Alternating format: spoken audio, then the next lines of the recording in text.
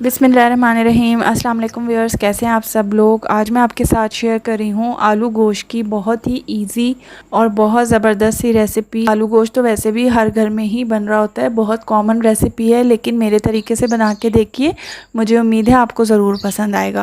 अगर वीडियो अच्छी लगे तो लाइक का बटन ज़रूर दबाइएगा और पहली दफ़ा आए हैं तो चैनल को सब्सक्राइब करना मत भूलिएगा। साथ ही जो घंटी का निशान है इसको लाजमी क्लिक करें ताकि मेरी हर नई वीडियो बिल्कुल फ्री में सबसे पहले आपको मिले। तो चलिए अब हम रेसिपी स्टार्ट करते हैं। मैं आधा किलो बीफ के गोश्त के साथ बना रही हूँ। आप चाहें तो आप मटन का या कुछ भी इसकी जगह इस्तेमाल कर सकते हैं, लेकिन नॉर्मली आलू गोश्त बीफ के साथ ही बनता है, यानी गाय के गोश्त के साथ। तो हमने आधा किलो गाय का गोश्त लिया है और बाकी सारी चीज़ें उसी के हिसाब से हैं। सबसे पहले तो हम प्याज को फ्राई कर लेंगे। तो प्याज 3 अदद दरमियाने साइज़ की प्याज को मैंने बिल्कुल बारीक बारीक स्लाइस किया हुआ है, और जितनी बारीक आप इसको स्लाइस करेंगे उतनी ही अच्छी और क्रिस्पी गोल्डन फ्राई हो जाती हैं।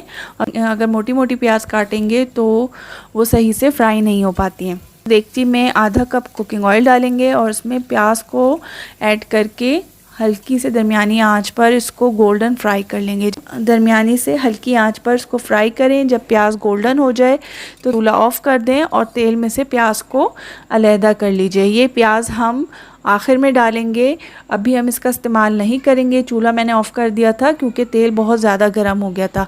तो चूल्हा दोबारा से ऑन किया है। उसी तेल में हम गोश्त ऐड कर देंगे।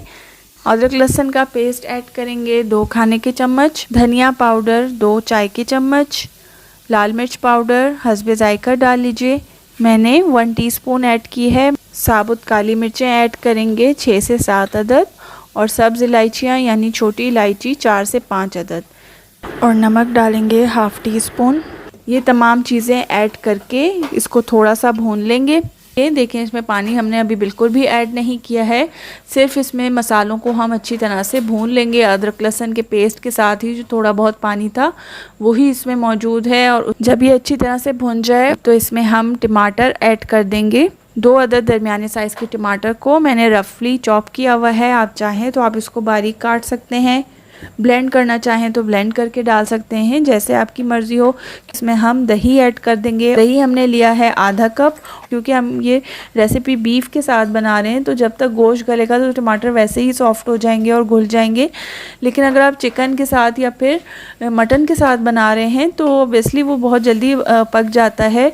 तो उसके लिए फिर आप जब टमाटर डालें तो आप उनको ब्लेंड कर लीजिए दही के साथ, या फिर बिल्कुल बारीक बारीक काट के डाल सकते हैं। टमाटर और दही डालने के बाद दरमियानी आंच पर इसको अच्छे से भूनना है। इतना भूनना है कि टमाटर इस तरह से बिल्कुल मैश हो जाए इसमें, और अच्छे से गल जाएं, और अच्छे से दही का पानी भी खुश्क हो जाए। तेल ऊपर नज़र आ रहा होगा। तो इस तरह से ये हमारा जो गोश्त है वो अच्छे से भून गया है।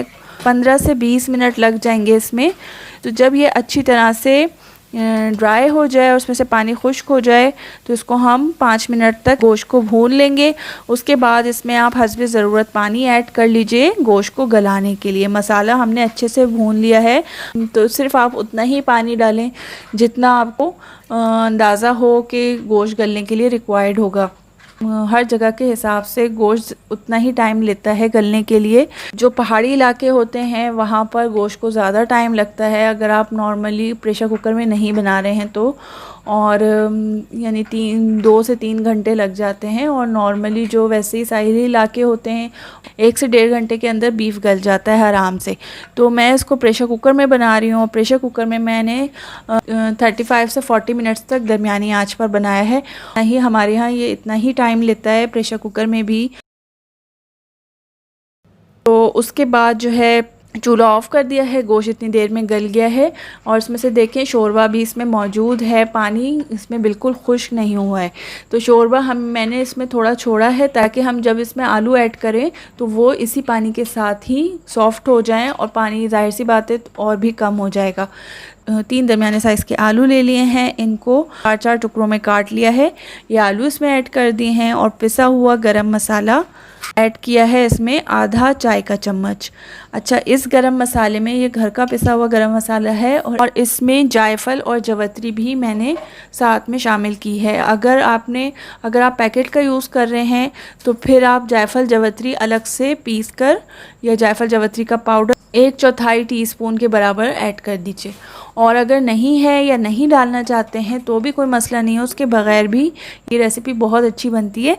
लेकिन जायफल जवतरी से इसका खुशबू बहुत कमाल की हो जाती है, तो अगर है तो ज़रूर ऐड कर लीजिएगा। और जो हमने प्याज को फ्राई करके रखा हुआ था, ब्राउन प्याज को, तो 3 दरमियाने साइज़ की प्याज थी जो तकरीबन हाफ़ कप के बराबर बनती है। अगर आप पैकेट की इस्तेमाल कर रहे हैं तो आप हाफ़ कप ब्राउन प्याज ले लीजिए और उसको थोड़ा सा 2 से 3 खाने के चम्मच पानी ऐड करके उसको अच्छी तरह से चॉपर में पीस लीजिए। बिल्कुल उसका थिक पेस्ट बनना चाहिए। अगर उसमें नहीं पीसना चाहते हैं तो आप वैसे ही उसको किसी शॉपर में डाल के, क्योंकि बहुत क्रिस्पी सी होती है, तो शॉपर में डाल के उसको आप किसी बेलन की मदद से कुचल लीजिए और उसका बिल्कुल पाउडर बना लें।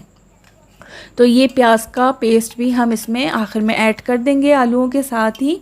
और इसको बारीक कटी हुई अदरक भी इसमें हम ऐड करेंगे, तकरीबन 1 खाने का चम्मच। अदरक से इसकी खुशबू और इसका टेस्ट बहुत बढ़ जाता है जब आप इसको आखिर में ऐड करेंगे।